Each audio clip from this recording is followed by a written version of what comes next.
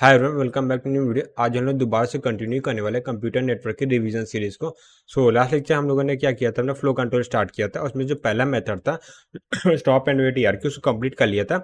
और अभी हम लोग कोई डीपीपी पीआईक्यू भी सॉल्व नहीं किया है क्योंकि जब पूरा चैप्टर फिनिश हो जाएगा, यानी आज का लेक्चर खत्म होने के बाद, या तो आज ही हम लोग सॉल्व करेंगे, नहीं होगा तो नेक्स्ट वीडियो में हम लोग सॉल्व करने वाले, राइट। सबसे पहले अब आते स्लाइडिंग विंडो प्रोटोकॉल को जल्दी से जल्दी देख ले, ताकि आज भी मैं ट्राई कर रहा हूँ कि एटलीस्ट डीपीपी तो सॉल्व कर ही लूँ मैं।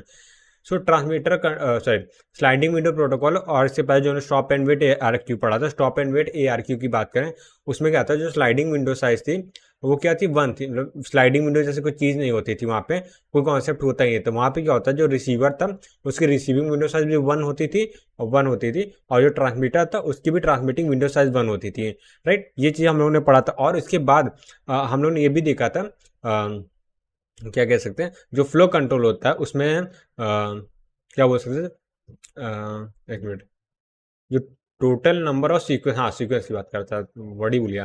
तो टोटल नंबर ऑफ सीक्वेंस क्या होते हैं, 0 एंड 1, टोटल नंबर सीक्वेंस के अंदर 2 होते थे, राइट। ये हम एनालिसिस किया। बट अब हम लोग स्लाइडिंग विंडो प्रोटोकॉल पढ़ रहे थे, यानी विंडो होगी। यानी कि विंडो मतलब क्या, एक साथ क्या होगा, लेट से अगर विंडो साइज n है तो n फ्रेम क्या होंगे, एक साथ सेंड किए जाएंगे, ठीक है, इतना क्लियर है। तो उसी को, जो n फ्रेम है उनको कलेक्टिवली बोलेंगे विंडो, ठीक है। ठीक है, अब देखो क्या, transmitter transmitting window size n है, n की वैल्यू ग्रेटर देन 1 होनी चाहिए। अगर n की वैल्यू इक्वल टू 1 हो गई, मतलब क्या है, ट्रांसमीटर की विंडो साइज क्या 1 है, इसका मतलब क्या, हम लोग स्टॉप एंड वेट ARQ का यूज कर रहे हैं।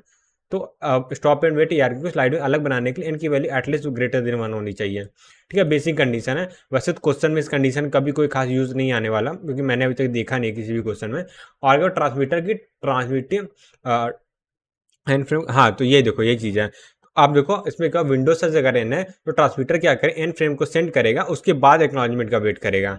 जैसे क्या होता, रिसीवर क्या, रिसीवर बोला sorry, stop and wait ARQ क्या होता, एक को सेंड कर रहा था, उसके बाद वेट कर रहा था आने का। इसमें क्या, एन फ्रेम क्या होगा, लगातार सेंड कर देंगे, उसके बाद एक्नॉलेजमेंट का वेट करेंगे, ठीक। Overlapping unlike stop and wait ARQ to increase utilisation, ठीक है। यानी जो क्या हो सकता है, फ्रेम होगा वो लगातार आएंगे, तो इससे कोई यूटिलाइजेशन इंक्रीज होगा।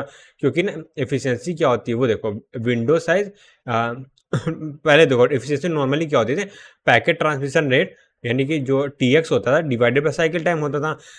अब एफिशिएंसी में, क्योंकि एक साथ क्या टाइम, जैसे हम लोगों ने देखा था, n पैकेट अगर एक साथ सेंड कर, स्टॉप एंड वेट ARQ में भी जो क्या बोल सकते हैं, जो क्या टोटल जो टाइम निकालते थे एक पैकेट को सेंटर से रिसीवर तक पहुंचने में, यानी एंड टू एंड डिले की मैं बात कर रहा हूँ, तो उसमें एन से मल्टीप्लाई हो रहा है, सिर्फ TX में हो रहा है, क्योंकि डिले से भी स्टार्टिंग में हो रहा है। तो सेम चीज़ यहाँ पे भी तो हो रहा है, अगर एन विंडो साइज यानी एन फ्रेम के एक साथ भेज जा रहे थे, यहाँ भी एन से मल्टीप्लाई हो जाएगा TX में। तो इससे क्या हो रहा है, एन से एफिशिएंसी क्या हो रहा है, इंक्रीज हो रही है। तो यहाँ से जो नए इफिशियंसी का फॉर्मूला आएगा वो यहाँ से ये आ जाएगा, ठीक है। अब देखो यहाँ पे, देखो मैंने जैसे बताया, यहाँ पे लेट से एन की वैल्यू क्या है, 5 है, राइट। तो यहाँ पे क्या हो रहा है, 5 फ्रेम क्या लगातार सेंड हो रहा है, first frame, second frame, third frame, fourth frame, 5 frame. अब 5 फ्रेम का एक्नॉलेजमेंट क्या यहाँ पे आ जा रहा है, ठीक है। अब देखो कैसे हो रहा है, जैसे ही क्या फर्स्ट फ्रेम का एक्नॉलेजमेंट आया, तो 5th फ्रेम सेंड हो गए, तो उसके बाद 6th फ्रेम सेंड होगी, 7th फ्रेम सेंड होगी, फिर 8th फ्रेम सेंड होगी, फिर 9th फ्रेम सेंड होगी, फिर 10th फ्रेम सेंड होगी, फिर 11th फ्रेम सेंड होगी, इसी तरह होगा, ठीक है। जैसे जैसे एक्नॉलेजमेंट आता रहेगा, बस फ्रेम सेंड होती रहेगी। तो अगर साइकिल टाइम की बात करें, तो हम लोग साइकिल टाइम कैसे कैलकुलेट करते हैं, जब ट्रांसमीटर पहली फ्रेम भेजेगा, और उसके जब पूरा एक विंडो साइज, जब जब पहला विंडो यहाँ से है, तो जो पहला विंडो है वो सेंड करना स्टार्ट किया, ठीक है, जो पहला विंडो साइज है वो सेंड करना स्टार्ट किया। और उसके बाद जब दूसरे विंडो साइज की पहली फ्रेम स्टार्ट किया, दोनों के बीच जितना टाइम लगा वही साइकिल टाइम होता है। तो यहाँ से यहाँ तक वो साइकिल टाइम होगा, यहाँ से यहाँ दूसरा साइकिल टाइम, ये खाली विजुअलाइजेशन के लिए, जिससे क्या क्वेश्चन सॉल्व करते समय पिक्चर हमारे दिमाग में बन जाएगी। तो अब यहाँ पे देखो, efficiency of sliding window protocol क्या होते हैं, एन से मल्टीप्लाई कर देंगे स्टॉप एंड वेट ARQ के एफिशिएंसी, ठीक है। तो वही सेम चीज़ यहाँ पे बन रहा है। अगर अब आते हैं लिंक चैनल यूटिलाइजेशन थ्रूपुट की, सिंपल सी बात है। तो थ्रूपुट क्या होता था, इसमें क्या होता है, packet size upon cycle time होता था स्टॉप एंड वेट ARQ में। तो यहाँ पे एन से मल्टीप्लाई हो, जैसे एफिशिएंसी मल्टीप्लाई हुआ। बट यहाँ पे देखो, जो ये फॉर्मूला नहीं है, throughput equal to efficiency into DTR, ये फॉर्मूला सेम है, इसमें कोई भी चेंजेस नहीं हुए हैं, ठीक है। Throughput equal to efficiency into DTR में कोई भी चेंजेस नहीं हुए हैं, राइट, ठीक है। और DTR क्या होता है, बैंडविड्थ होता है, राइट। तो अब आते हैं ऑप्टिमल विंडो साइज। सो ऑप्टिमल विंडो साइज वो विंडो साइज होती है जहाँ पे क्या होता है, यूटिलाइजेशन मैक्सिमम होता है। देखो फॉर मैक्स चैनल यूटिलाइजेशन, ठीक है, और मिनिमम ट्रांसमिशन एक मिनट, देखो for max channel utilization minimum transmitter transmitting window size, ठीक है। अब इसका कहने का मतलब होता है क्या, यहाँ पे देखो अगर मैं बात करूँ एन की वैल्यू निकालना है, राइट, हम लोग को क्या एन की ऑप्टिमल वैल्यू निकालना है, यानी ऑप्टिमल विंडो साइज कितना हो सकता है। इसके लिए क्या होगा, देखो यहाँ से निकल सकता है frame transmission cycle time frame transmission T x ना, एक मिनट, हाँ यहाँ से निकल सकता है ये देखो। अच्छा यहाँ पे मैंने लिखा था, देखो हम लोग को एन की वैल्यू निकालनी है, तो एन का फॉर्मूला ये होता है एफिशिएंसी का, राइट। तो यहाँ पे मैक्सिमम आने के लिए हम लोग को ऑप्टिमल विंडो साइज मतलब ऐसा विंडो साइज जिससे मैक्सिमम फ्रीक्वेंसी है, तो उसके लिए तो एफिशिएंसी की वैल्यू 1 हो जाएगी, तो ये C T equal to N into T X आ जाएगा, और उसके बाद एन की वैल्यू क्या है, C T upon T X आएगा। तो यानी कि क्या होगा इसमें, देखो फॉर मैक्स क्या बोलता है channel utilization minimum transmitter transmitting window size होना चाहिए। तो यहाँ पे देखो जो टी एक्स है, एक मिनट एक मिनट हाँ यहाँ पे देखो ये चीज़ है, तो यहाँ देखो साइकिल टाइम डिवाइडेड बाई क्या टी एक्स है, ठीक है, ये क्लियर है, ठीक है। तो यहाँ से अगर निकालना होगा तो इसके दो अपर वैल्यू लेंगे। अपर वैल्यू क्यों लेंगे, क्योंकि हाफ फ्रेम कभी सेंड नहीं होगा, फ्रेम क्या होगा या तो पूरी फ्रेम सेंड होगी या तो जीरो फ्रेम सेंड होगी, ऐसा नहीं होगा आधी फ्रेम पहुंची आधी फ्रेम पहुंची नहीं, ऐसा नहीं होगा ठीक है। तो ये मिनिमम क्या बोलते हैं विंडो साइज निकालना हम लोग का, ऑप्टिमल विंडो साइज का फॉर्मूला ये होता है, ठीक है, cycle time upon frame transmission time, ठीक है, ये हम लोग को ऑप्टिमल विंडो साइज आ जाती है। तो यहाँ से ऑप्टिमल विंडो साइज आ गई, तो सिंपल सी बात है। अब यहाँ से फॉर्मूला देखते हैं, तो हम लोग पैकेट साइज दे दिया, पैकेट साइज देते दिमाग में सीधा आना चाहिए कि इसका यूज करके हम लोग क्या निकाल सकते हैं, टीएक्स निकाल सकते हैं। तो पैकेट साइज बैंडविड्थ इन दोनों का यूज करके हम लोग टीएक्स निकाल लिया। अब देखो आरटीटी है और एटी स्लाइडिंग विंडो एआरक्यू में ऑप्टिमल विंडो साइज निकालना है, ठीक है। ऑप्टिमल विंडो साइज निकालने के लिए फॉर्मूला क्या होता है, cycle time upon T x होता है। तो यहाँ पे साइकिल टाइम क्या दे दिया है, वो हम लोग को निकाल दिया गया, अच्छा आरटीटी दिया गया, ठीक है, आरटीटी और साइकिल टाइम एक ही होता है। तो यहाँ से 80 यहाँ पे दिया है और हम लोगों ने 2 यहाँ से टी एक्स निकाला था, बस 40 आ गया। और क्या देखना, ट्रांसमीटर ट्रांसमिटिंग विंडो साइज अगर एन है और रिसीवर की रिसीविंग विंडो साइज भी एन होगी यहाँ पे, ठीक है। स्लाइडिंग विंडो प्रोटोकॉल में यहाँ पे दोनों में ही एन होती है, ठीक है, ठीक है। अभी हम लोग स्लाइडिंग विंडो प्रोटोकॉल के टाइप भी देखेंगे, ठीक है। तो अभी पहला जनरल स्लाइडिंग विंडो प्रोटोकॉल देख रहा हूँ जिनके मल्टीपल टाइप्स हो सकते हैं। तो यहाँ पे देखो टोटल नंबर ऑफ सीक्वेंस कितने होंगे, एन होंगे, राइट। इसमें जो होते हैं मतलब एन होते हैं, यानी कि फ्रेम जो होता है, यहाँ पे देखो एग्जांपल कहाँ गया, मैंने बनाया होगा सर, आगे बनाया होगा, एक सेकंड, हाँ यहाँ पे देखो, यहाँ पे F0 से लेके अगर विंडो साइज कितनी है 4 है, F0 से लेके F3 तक क्या होगा सीक्वेंस, F3 के बाद क्या होगा वापस से सीक्वेंस रिपीट होने लगे, राइट। तो यहाँ पे यही बोल रहा है कि जो सीक्वेंस होती है वो एन होती है, यानी जो नंबर जो होंगे वो क्या होंगे 0 से लेके n-1 होंगे जो फ्रेम नंबर जनरेट होते हैं। So total number of sequence की बात करें, जो ट्रांसमीटर ट्रांसमिटिंग विंडो साइज है इसके इक्वल हो जाएगा नंबर ऑफ सीक्वेंस जो है वो फ्रेम नंबर और मॉड एन, जो फॉर्मूला हमने बनाया था सेम, इसका कोई भी क्वेश्चन में यूज नहीं होने वाला, खाली अंडरस्टैंडिंग के लिए है। अब देखो यहाँ पे एग्जांपल देख रहे थे, आइडियल केस है, ठीक है। तो सीक्वेंस नंबर 0 से लेकर 3 तक है, तो फ्रेम क्या है F0 F1 F2 F3, 4 frame I एक साथ, क्योंकि विंडो साइज 4 है तो 4 फ्रेम सेंड हुई और चारों के एक करके एक्नॉलेजमेंट आया। अब देखो जैसे A0 आएगा तो A0 कहाँ फ्रेम है, यहाँ पे है, A0 की जगह F4 आ जाएगा, F4 आएगा वो ट्रांसमिट हो जाएगा, राइट। बट F4 का डायरेक्टली ट्रांसमिट होगा, F4 का सीक्वेंस नंबर क्या होगा, सिंपल सी बात n से डिवाइड कर देंगे, 4 से 4 को डिवाइड करें, रिमाइंडर 0 आएगा, तो 0 क्या होगा सीक्वेंस नंबर होगा। फिर जैसे ही क्या हो A1 का आया तो F5 चला जाएगा जिसका सीक्वेंस नंबर 1 हो जाएगा, तो इसे सीक्वेंस नंबर देखो रिपीट हो रहा है, ठीक है। ये तो आइडियल केस था। तो अब देखते हैं, मान लेते हैं फ्रेम क्या हुई पहुंच गए, उसके सबका एक्नॉलेजमेंट लॉस हो गया। अब एक्नॉलेजमेंट लॉस हो गया तो यहाँ पे क्या हो रहा है, रीट्रांसमिशन हो रहा है, और रीट्रांसमिशन होने के बाद देखो रिसीवर एंड पे देखेंगे तो उससे F0 मिल गया, F1 मिल गया, F2 मिल गया, F3 मिल गया, ठीक है। अब उसके नेक्स्ट फ्रेम कौन सा मिलना चाहिए, उसके वापस से F0 मिलना चाहिए, तो उससे वापस से F0 F1 F2 F3 मिल रहा है। तो यानी कि रिसीवर क्या इसको एक्सेप्ट कर लेगा डुप्लीकेट फ्रेम होने का बावजूद, रिसीवर क्या डुप्लीकेट फ्रेम को क्या रिकॉग्नाइज नहीं कर पा रहा है, ठीक है। Receiver enable to detect duplicate frames, ठीक है। ये क्या है, डिसएडवांटेज है स्लाइडिंग विंडो प्रोटोकॉल का, ठीक है। अभी इसके बाद हम लोग क्या करेंगे, गो बैक NARQ वगैरह पढ़ेंगे, सेलेक्टिव रिपीट NARQ, तो उसमें क्या जो क्या होता है 2n होता है, सीक्वेंस नंबर। जो 2n होता है तो यहाँ से क्या F0 से लेके F3 तक, उसके बाद क्या होगा F4 से यहाँ से लेके F7 तक स्टार्ट होगा, राइट। तो इससे क्या होगा, डुप्लीकेट फ्रेम को रिकॉग्नाइज करना ईजी हो जाता है। ये एग्जाम्पल हम लोग आगे देखेंगे, आज ही देखेंगे। तो स्लाइडिंग विंडो प्रोटोकॉल की बात करते हैं। n इक्वल टू 5 है, पैकेट साइज दे दिया है और TX की वैल्यू दे दिया है और TP दे दिया है, तो यहाँ से मैक्सिमम थ्रूपुट निकालना है। सो थ्रूपुट का फॉर्मूला क्या होता है, पैकेट साइज अपॉन CT होता है। तो यहाँ से TX और यहाँ पे 2TP का यूज़ करके हम लोग क्या, अच्छा TP दिया था, हाँ TP भी दिया यहाँ पे, तो ये CT निकाल लिए। CT है, पैकेट साइज दिया था और n की वैल्यू भी दिया होगा मेरे ख्याल से 5, बस हम लोग उसमें कैलकुलेशन करना था। Easy. Minimum number of bit required sequence number field to log total number of sequence, हाँ ये भी सही है, सिंपल सी बात है। तो इसमें क्वेश्चन नया नहीं है। देखो जैसे 12 नंबर का सीक्वेंस है, ठीक है, जैसे यहाँ पे देखो एग्जांपल में जो हम लोग लिए थे, हाँ यहाँ पे 4 सीक्वेंस है, तो 4 सीक्वेंस का टोटल नंबर ऑफ सीक्वेंस का 4 है यहाँ पे। तो 4 को बाइनरी में लिखने के लिए कितनी बिट चाहिए होगी, 0 सर 2 बिट चाहिए होगी ना, 1 0, ठीक है, ये 2 बिट चाहिए। तो यहाँ पे वही चीज लिखा है जो एक्चुअली में क्या बोलेंगे, हेडर में जो सीक्वेंस नंबर फील्ड लिखा जाता है वो 1 0 लिखेंगे ना, क्योंकि डेसिमल में लिखेंगे नहीं 4, हम लोग बाइनरी में तो 1 0, तो वही कभी कभी नंबर ऑफ बिट्स पूछ लेता है।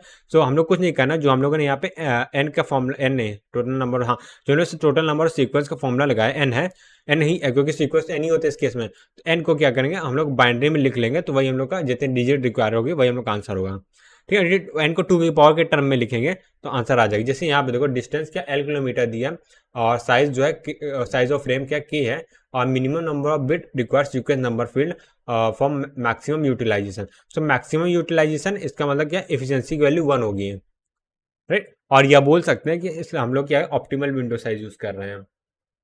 और यहाँ पे सिग्नल स्पीड दे, चैनल कैपेसिटी वगैरह भी दी है। तो सबसे पहले देखो यहाँ पे हम लोग TX निकाल लेते हैं कैसे, पैकेट साइज यहाँ दिया होगा, पैकेट साइज दिया नहीं कि नहीं दिया, एक सेकेंड, हाँ साइज ऑफ फ्रेम, ठीक है, यही तो पैकेट साइज होता है के, यहाँ के दिया और उसके बाद क्या चैनल कैपेसिटी दिया।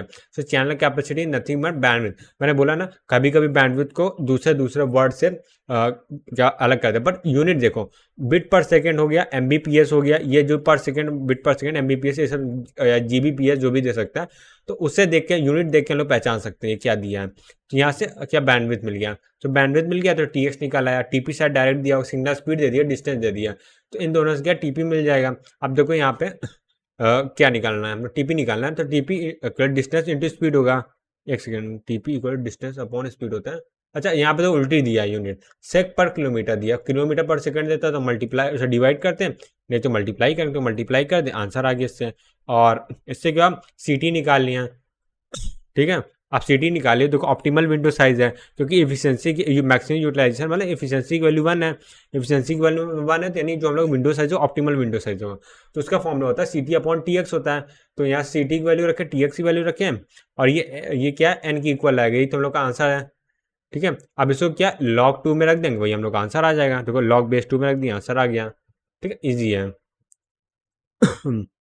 अब देखो type of sliding window protocol, जैसे मैंने बोला स्लाइडिंग विंडो प्रोटोकॉल के हम लोग टाइप पढ़ेंगे, जिसका नाम भी मैं 2-3 बार ले चुका, गो बैक एन ARQ और सेलेक्टिव रिपीट ARQ, ठीक है। तो अब पहले गो बैक एन को देखते हैं, फिर सेलेक्टिव रिपीट को आते हैं। गो बैक एन में कुछ प्रॉब्लम होगी, सेलेक्टिव रिपीट भी क्या, देखो बेस क्या होता है दोनों का एक ही होता है, पर थोड़े थोड़े चेंजेस करके हमने दो को कर दिया है, मतलब इसके 2 टाइप बना दिए हैं, ठीक है। मतलब प्रॉपर्टीज काफी सारी प्रॉपर्टी का दोनों की मैच करें, इन दोनों काफी सारी प्रॉपर्टी मैच करें, इन दोनों काफी सारी प्रॉपर्टी मैच करेगी, ठीक है। अब गो बैक एन ARQ की बात करें, है तो ये भी स्लाइडिंग विंडो प्रोटोकॉल है, तो यहाँ पे भी क्या हो, ट्रांसमीटर की ट्रांसमिटिंग विंडो से, रिसीवर की रिसीविंग विंडो से और सीक्वेंस होगा, ये तो कन्फर्म है। अब इनमें क्या कुछ है, देखो ट्रांसमीटर की ट्रांसमिटिंग विंडो से ऑलवेज एन होगी, इसमें कभी डाउट नहीं होगा। चेंज का होगा रिसीवर की रिसीविंग विंडो साइज और यहाँ पे देखो सीक्वेंस नंबर फील्ड में होगा, ठीक है। अब देखो इसमें क्या होता है, ट्रांसमीटर की ट्रांसमिटिंग विंडो साइज n होगी और रिसीवर के रिसीविंग विंडो साइज 1 होगी, ठीक है। यानी रिसीवर के at a time single frame को ही रिसीव कर सकता है, उसका मल्टीपल फ्रेम है तो क्या करेगा, या तो देखो बफर ओवरफ्लो हो जाएगा, वो क्या डिस्कार्ड कर देगा क्योंकि एक ऑलरेडी आ चुका है। अब बात करें टोटल नंबर सीक्वेंस की होती है, n+1 होती है। अभी n+1 की होती है, इसका बहुत बड़ा फायदा मिलेगा, कब मिलेगा, जब हम लोग देखेंगे कि रिसीवर क्या डुप्लीकेट फ्रेम को रिकॉग्नाइज कर पा रहा है। आप टोटल नंबर ऑफ सीक्वेंस देखो यहाँ पे क्या है, ट्रांसमीटर की ट्रांसमिटिंग विंडो साइज, रिसीवर की रिसीविंग विंडो साइज निकाल लेंगे, जिससे क्या होगा हम लोग का टोटल नंबर ऑफ सीक्वेंस आएगा इस केस में, ठीक है। तो ये फॉर्मूला की जरूरत नहीं है, खाली हम लोग को पता ही n+1 होता ही होता है, ऐसा कुछ बहुत बड़ा कॉन्सेप्ट इसमें नहीं है। अब देखो यहाँ पे n की वैल्यू क्या है 4 है। अब go back go back 4 AR Q का यूज करना, सीक्वेंस नंबर कितना हो 0 से लेकर 4 तक होगा, यानी मॉड 5 से करेंगे, राइट। अब देखो यहाँ पे 0 1 2 3 4, 0 1 2 3 4, 0 1 2 3 4 ऐसे होगा। ठीक, इससे क्या फायदा होगा, देखो नॉर्मल केस तो वही सेम ही जैसे चलेगा, F0 F1 F2 F3, acknowledgement आया F4 F5 sorry F4 F0 F1 F2, फिर उसके एक्नॉलेजमेंट आया, फिर उसके बाद फिर से F3 F4 F0 F1, ठीक ऐसे एंड होगा। ये तो नॉर्मल केस था। अब केस 2 देखते हैं जहाँ पे क्या हो रहा था, प्रॉब्लम्स आ रही थी। अब यहाँ पे क्या हुआ देखो, मान लेते F0 है, लॉस हो गया, तो F1 F2 F3 कोई भी एक्सेप्ट नहीं कर, सब डिस्कार्ड हो जाएंगे, और इसके लिए कोई भी एक्नॉलेजमेंट नहीं आता है, ठीक है। तो यानी क्या होगा, यहाँ पे टाइम आउट हो जाएगा, राइट। यहाँ पे टाइम आउट हो गया। अब टाइम आउट यहाँ पे हो गया, तो अब क्या होगा, दोबारा रिट्रांसमिशन होगा। एक बार लेट से लॉस नहीं हुआ, सब एक्सेप्ट हो जाएंगे, तो नॉर्मल केस से ये भी एक तरह से बहुत ज़्यादा प्रॉब्लम नहीं थी। अब यहाँ पे देखो फ्रेम ही लॉस्ट हो गई। यहाँ पे देखो एक कंबाइन एक्नॉलेजमेंट का फॉर्मूला, जैसे कंबाइन एक्नॉलेजमेंट क्यों नहीं होता, A3 आए, इसका मतलब क्या A0 A1 A2 already accept हो गए, तभी क्या रिसीवर ने A3 का मैसेज सेंड किया है, तो इसलिए क्या इसे कंबाइन एक्नॉलेजमेंट की बात करते हैं। तो इस पूरे एग्जांपल में केवल कंबाइन एक्नॉलेजमेंट ही एक्सेप्ट टर्म है, यानी कि गो बैक एंड ARQ में कंबाइन एक्नॉलेजमेंट जैसा टर्म एग्जिस्ट करता है, होता है। केस 4 देखते हैं। अब केस 4 की बात करते हैं, F0 F1 F2 F3 है, ठीक है। अब देखो यहाँ पे जैसे उसमें क्या जो केस देखे थे ना लास्ट वाले एग्जांपल में, सिलेक्टिव रिपीट वाले में, तो उसमें क्या हो रहा था, एक बार क्या हो रहा था, पूरा लॉस्ट हो जा रहा था फ्रेम, ठीक है। वही सेम केस यहाँ पे सब लॉस्ट हो गया। अब क्या हो, रिट्रांसमिशन हुआ, तो अब क्या F0 F1 F2 F4, एक सेकेंड कुछ मैंने गड़बड़ कर दिया, case 4 able to recognise F3, एक मिनट मैं थोड़ा सा गड़बड़ लिख देखे यहाँ पे, वेट इसको मैं ठीक कर दे रहा हूँ। तो यहाँ से F4 हो जाएगा, फिर यहाँ से 0 होगा, यहाँ पे 1 होगा, यहाँ पे 2 हो जाएगा, ठीक है। 4 0 1 2 हो गया। हाँ ठीक है, क्योंकि 4 साइज है ना, तो मैंने 3 साइज कर दिया, यहाँ पे ले लिया होगा, तो यहाँ पे भी इसको ठीक कर देते हैं। हाँ तो यहाँ पे ये F4 है, फिर यहाँ पे F0 है, F1 है, F2 है। एक मिनट, नहीं सही, माय बैड मैं क्या कर रहा हूँ यार, ये एक ओवरलैप हो गया, 1 2 3 0, हटा मैं लिख देता हूँ 0 1 2 एंड ये 3। हाँ सही, मेरी गलती है, दोबारा रिट्रांसमिशन हो रहा है, सॉरी। अब देखो रिट्रांसमिशन हो रहा है, एक मिनट यार ये हो गया, हाँ दोबारा देखो रिट्रांसमिशन हो रहा है।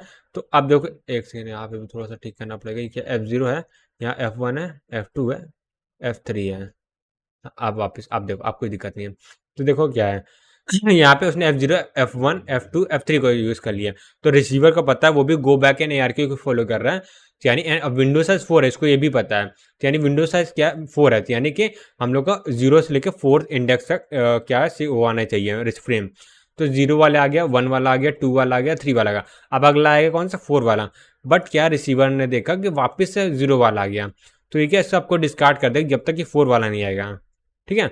अब जब डिस्कार्ड करेगा तो वहां पे क्या वापस से एक्नॉलेजमेंट में क्या सेंड करेगा, जो उसने लास्ट फ्रेम रिसीव की थी, लास्ट फ्रेम कौन सी रिसीव की, थर्ड वाली A3, A3 रिसीव की थी, तो A3 को क्या करेगा, वापस से एक्नॉलेजमेंट में भेज देगा, यानी A3 सेंड होगा। तो इसे क्या बोलेंगे, कंबाइन एक्नॉलेजमेंट, जो पहला वाला आएगा उसे कंबाइन एक्नॉलेजमेंट बोलेंगे, और बाकी के जो आएंगे इसके अलावा उसे आउटस्टैंडिंग एक्नॉलेजमेंट बोलेंगे, जिससे रिसीवर ट्रांसमीटर क्या इग्नोर करता है, राइट। अब ऐसा करता क्यों, क्योंकि रिसीवर को ट्रांसमीटर को ऑलरेडी पता है कि थर्ड A3 तक की फ्रेम क्या पहुंच चुकी है, यानी F3 तक की फ्रेम पहुंच चुकी है, तो वापस उसे बताया जा रहा है F3 तक पहुंच गए हैं, फिर से F3 तक पहुंच गए हैं, तो बार बार बताने का कोई मतलब नहीं है, तो और सेम एक्नॉलेजमेंट बार बार आता है तो उसको इग्नोर कर देते हैं, इसी को एक टर्म दे दिया आउटस्टैंडिंग एक्नॉलेजमेंट, ठीक है। अब देखो यहाँ पे केस देखो, क्वेश्चन है फ्रेम साइज जो है वो क्या 1000 बिट का है, और बैंडविड्थ देखो फ्रेम साइज दे दिया, बैंडविड्थ दे दिया, टीपी दे दिया, टीपी और टीएक्स मिल गया हम लोग को सीधा सीधा। अब क्या minimum transmitted into this link maximum package them, maximum pack them, तो इसका कहने कुछ मैं फालतू कहानी लिखी हुई है। इसमें क्या एक देखो ट्रांसमीटर है और यहाँ पे एक रिसीवर है, तो चैनल में ऐसा सेंड हो रहा है जो पूरी फ्रेम में पूरे चैनल को ब्लॉक करके रखे, एक फ्रेम दूसरी फ्रेम तीसरी फ्रेम, कोई भी बीच में स्पेस नहीं दोनों के फ्रेम के बीच में, ठीक है। सब क्या पूरे चैनल में से फुल है, सारी फ्रेम है। ठीक है, तो हम लोग बताना है minimum number of bit that will require to represent this sequence number.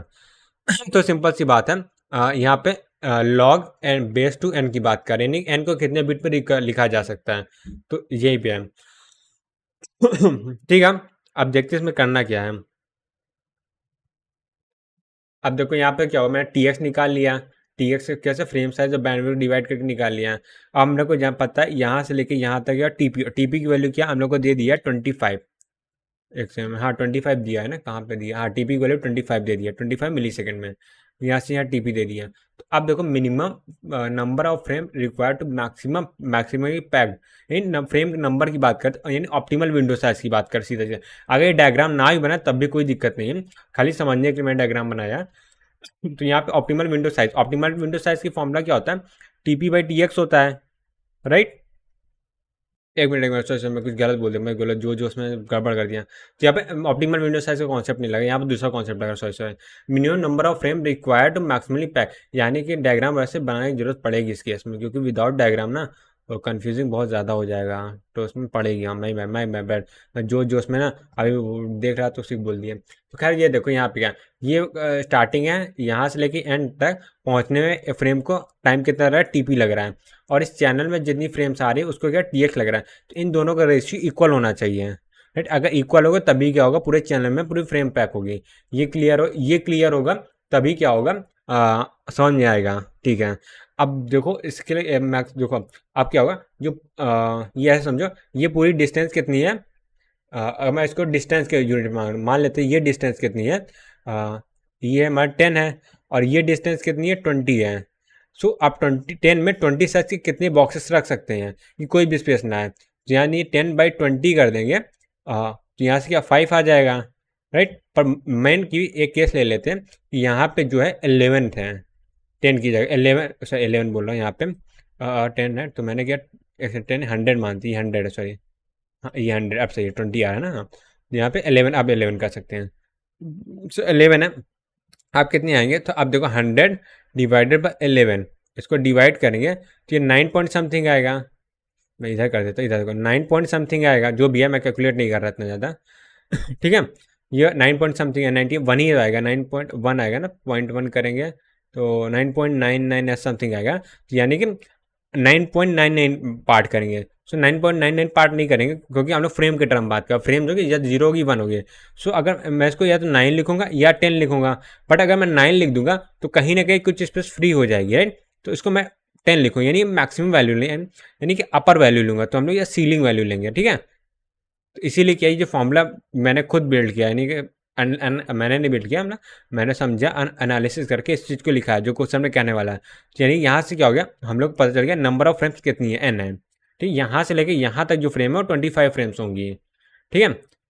ये क्लियर हो गया, ठीक है। एक्चुअली मे भी हो सकता है 20, वैसे हो नहीं सकता क्योंकि यहाँ 1 मिली सेकेंड है यहाँ पे, सॉरी हाँ 1 मिली सेकेंड है, तो यहाँ पे एम कंप्लीट करके लिखता हूँ, ठीक है। तो यहाँ से यार 25 आ गया, तो यहाँ पे एन पता चल गया, टी एक्स पता चल गया, तो हम लोग का अब निकालना क्या था, हाँ क्या, number of minimum number of bit required to represent sequence number. तो यहाँ पे सीक्वेंस नंबर का फॉर्मूला क्या होता है, हाँ अच्छा ये देखो यहाँ पे, अच्छा इसी कॉन्सेप्ट मैंने एक्सप्लेन किया। तो यानी कि यहाँ से अगर 25 आ रहा है, तो यानी यहाँ से यहाँ तक फिल करने के लिए 25 फ्रेम तो रिक्वायरमेंट है, बट अगर उससे ज़्यादा फ्रेम हो जाए तब भी कोई दिक्कत नहीं है, तो ये है, इसीलिए यहाँ पे एक टर्म यूज़ किया, मिनिमम वर्ड यूज़ किया, राइट। इसीलिए क्योंकि मैक्सिमम तो कुछ भी हो सकता है, तो मिनिमम 25 को लिखने के लिए कितनी बिट चाहिए होगा, 5 बिट चाहिए होगी, क्योंकि 2 की पावर 5 के अंदर 32 होता है, और 2 की पावर 4 के अंदर 16 होता है। तो 16 में तो 25 को लिख नहीं सकते हैं, तो 25 जो है वो 32 के लेस होगा, यानी कि 5 के लेस होगा, ठीक है। तो यानी 5 बिट की रिक्वायरमेंट होगी, ठीक है। अब आते हैं अगले क्वेश्चन में। तो स्लाइडिंग विंडो प्रोटोकॉल है, एन की वैल्यू का 2 की पावर एल दे दिया, L is the number of bit modify modify in the previous, अच्छा देखो एल क्या है, number of bit identify, so modify क्यों बोला, इन द प्रीवियस क्वेश्चन का जो आंसर था वही यहाँ पे क्या क्या है, यहाँ पे एल है, तो एल की वैल्यू यहाँ से 5 हो जाएगी, तो यहाँ पे देखो एल की वैल्यू 5 हो गई, ठीक है। तो एन की वैल्यू क्या है, 32 आ गई, ठीक है। Acknowledgement always piggy back after sending 2 की पावर फ्रेम, ठीक है। जब 2 की पावर फ्रेम सेंड हो रही है तो उसी के साथ क्या हो रहा है, एक्नॉलेजमेंट भी सेंड हो जा रहा है, ठीक है। अलग से हम लोग सेंड नहीं कर रहे हैं, सिंपल सी बात है। Minimum time the sender will have to wait before sending next frame, यानी कि वही है, जब तक एक्नॉलेजमेंट नहीं आता तब तक क्या होगा, जैसे एक बार क्या होगा एन फ्रेम सेंड कर दिया, उसके बाद कुछ वेट करेगा, तो कितना वेट करेगा ताकि क्या बोल सकते हैं, कितना वेट करेगा वो, सीधा सीधा कहने का मतलब ये है, ओके, नेक्स्ट फ्रेम उसको सेंड करने के लिए, ठीक है। तो इसका अगर मैं डायग्राम बना है कि नहीं, हाँ, जैसे यहाँ पे इस एग्जांपल में देखते हैं, एक यहाँ पे देखो सेंडर ने कुछ सेंड कर दिया, उसके बाद के यहाँ से यहाँ तक उसको वेट करना पड़ रहा है, तो यही टाइम क्या पूछा जा रहा है हम लोग से, ठीक है। अब आते हैं यहाँ, तो एन की वैल्यू क्या 32 आ गया, और ये क्या 2 की पावर 5 32 हो गया, क्लियर है। पिगी बैग में acknowledgement always present in the side pack header effect, simple से अलग से एक्नॉलेजमेंट नहीं सेंड हो रहा है, तो यहाँ पे इन केस कुछ नहीं होगा, पिगी बैग में क्या होता है पूरा फ्रेम क्योंकि खैर एक्नॉलेजमेंट नहीं सेंड किया, उसके साथ क्या है फ्रेम भी सेंड किया जाता है, पूरी फ्रेम सेंड होती है। नॉर्मल एक्नॉलेजमेंट सिर्फ हेडर पार्ट होता है, तो इसलिए क्या टीएक्सए का नेग्लिजिबल मान लेते हैं, पर अगर पिगी बैक हो रहा है इसका मतलब पूरी फ्रेम सेंड हो रही है, जो टीएक्सए होगा टीएक्सए इक्वल हो जाएगा, ठीक है, ठीक है। अब देखो यहाँ पे तो साइकिल टाइम में उसका क्या होगा, टीएक्स और टीपी जो है पूरे फ्रेम्स को सेंडर टू रिसीवर तक पहुंचने में टाइम लगेगा। अब फिर टीएक्स से टीपी जो टाइम है वो एक्नॉलेजमेंट को रिसीवर से लेकर सेंडर तक पहुंचने में टाइम लगेगा। सो यहाँ पे देखो जो बन जाएगा वो क्या आंसर आएगा, क्योंकि टीएक्स भी 1 है, टीएक्स भी 1 है, टीपी 25 है, तो 52 मिली सेकेंड आ गया, ठीक है। अब देखो ये तो हम लोग का साइकिल टाइम आ गया, अब साइकिल टाइम से वो टाइम निकाल देना है जितना ट्रांसमिशन हो रहा है, ठीक है। तो अब यहाँ पे देखो ये चीज आएगा, ठीक है। Acknowledgement will always piggyback after the 2 की पावर फ्रेम, तो 2 की पावर फ्रेम के बाद ही एक्नॉलेजमेंट सेंड होगा, ठीक है। आप देखो 2 की पावर फ्रेम की बात की है तो इसको ऐसे निकालना, तो साइकिल टाइम से मैं माइनस कर देंगे 2 की पावर इंटू टी एक्स से। अब ये फॉर्मूला कैसे निकला वो देखना जरूरी है, अगर फॉर्मूला नहीं समझ आ रहा है तो ऐसे समझ सकते हैं, ठीक है। फॉर्मूला को मैं एक्सप्लेन कर देता हूँ, कंप्रेशन टाइम में से 2 की power into T x time इसको निकालेंगे, तो फॉर्मूला नहीं समझ में आ रहा है, सिंपल सा डायग्राम भी समझ सकते हैं। यहाँ पे देखो, यहाँ पे एन फ्रेम उसने सेंड किए, ठीक है। एन फ्रेम सेंड करने में कितना टाइम लगेगा, एन फ्रेम ट्रांसमीटर जब को ट्रांसमिट करने में चैनल में कितना टाइम लगेगा, वो एन इंटू टी एक्स लगेगा, राइट। तो यहाँ पे यही तो लिखा है मैंने, एन इंटू टी एक्स तक वो क्या बिजी रहेगा, सो टोटल में से एन इंटू टी एक्स हम लोग हटा देंगे तो हम लोग का आंसर आ जाएगा, सिंपल। वही जो 2 की पावर फ्रेम लिखा वो थोड़ा सा कन्फ्यूजिंग हो गया है, ठीक है। इसको मैं दूसरे तरीके से भी समझा सकता हूँ, ये जाने तो यही ज़्यादा बेटर मेथड है, ठीक है। तो ये हम लोग क्या 20 आंसर आ गया, ठीक है। आगे बढ़ते हैं, अब केस 4 देखते हैं, केस 3 तक देख लिया जिसमें प्रॉब्लम थे, उसमें क्या वो देखा था, मतलब केस 3 हम लोगों ने देखा था जिसमें क्या हो रहा था, हम लोगों ने जो एन सीक्वेंस नंबर लिया था, और यानी एन से 0 से लेके एन तक सीक्वेंस नंबर जो n+1 सीक्वेंस नंबर है, तो उससे क्या होता है जो रिसीवर है वो डुप्लीकेट फ्रेम को क्या बोल रहे हैं रिकॉग्नाइज कर पा रहा था, ठीक है। अब देखो, अब इस केस में देखते जो फर्स्ट 4 फ्रेम है वो सेंड हुई है, ठीक है। तो अब क्या हुआ होगा, यहाँ पे F1 है, वो उसने क्या किया एक्नॉलेजमेंट कर लिया, ठीक है। पर जब F1 का एक्नॉलेजमेंट करा तो उसी टाइम क्या F0 का एक्नॉलेजमेंट हुआ था प्रोसेसिंग में, तो उसी समय क्या F1 भी आ गया, F2 भी आ गया, F3 आ गया, तो तीनों को डिस्कार्ड कर दिया गया, ठीक है। ओवरफ्लो हो गया, मतलब जो बफर का साइज तो 1 ही है इसमें, ठीक है, गो बैक इन ARQ में, तो बफर का साइज अगर N1 है तो 1 ही फ्रेम आ सकती है, F0 आई होगी, बाकी F1 F2 F3 भी आई होगी, रिसीवर बिजी होगा, तो क्या हुआ F1 F2 F3 ओवरफ्लो हो गया बफर से, ठीक है। F0 से भी एक्नॉलेजमेंट होता है, F0 के लिए एक्नॉलेजमेंट जो A0 आएगा, अब A0 आएगा तो क्या कुछ देर बाद टाइम आउट होगा, तो देखो जैसे ही A0 आया वैसे ही क्या होगा, उसी टाइम पे A0 आया तो F0 की जगह क्या आ जाएगा, F4 आ जाएगा, जिसका सीक्वेंस नंबर क्या होगा 4 होगा, तो ये वाली चीज़ मैंने यहाँ बना दी है ताकि सीक्वेंस नंबर सॉर्टेड ऑर्डर में लिख दिया, ठीक है। इससे ऑर्डर मतलब नहीं होता, बट यहाँ पे देखो होना चाहिए, देखो अब A0 आया तो F4 क्या सेंड हो गया, ठीक है। बट अब क्या होगा F1 F2 F3 के लिए क्या हो गया, बोल सकते हैं टाइम आउट हो गया, टाइम आउट हो गया तो ये F1 F2 F3 जो फ्रेम थी वो वापस से रीट्रांसमिट होगी, ठीक है। अब देखो F0 था, F1 F2 F3 था, तो यहाँ पे F0 एक्सेप्ट हुआ था, तो रिसीवर के हिसाब से अब जो अगली फ्रेम F1 आनी चाहिए, बट यहाँ पे F4 आ गया तो डिस्कार्ड हो गया, ठीक। अब उसके बाद क्या वापस से F1 F2 F3 ये सेंड हुआ, तो यहाँ से एक्सेप्ट हो गया, तो अब क्या होगा वापस से F4 सेंड होगा, फिर F5 फिर F6 फिर क्या होगा, सिंपल सी बात है। अब जो F1 कोई डिस्कार्ड कर रहा है तो उसका एक्नॉलेजमेंट A0 सेंड होगा, राइट। ये याद रखना कब एक्नॉलेजमेंट सेंड होता है कब नहीं होता, ठीक है। अब आगे बढ़ते, अब देखो केस 6 देखते हैं, केस 6 है इसमें नेगेटिव एक्नॉलेजमेंट, यहाँ मान लो एरर है तो क्या होगा, एक नेगेटिव एक्नॉलेजमेंट सेंड होगा। इसका कुछ खास यूज़ नहीं होता नेगेटिव एक्नॉलेजमेंट का। दो तरीके होते हैं, या तो हमने एक्नॉलेजमेंट सेंड ही नहीं करें या तो नेगेटिव एक्नॉलेजमेंट सेंड करें।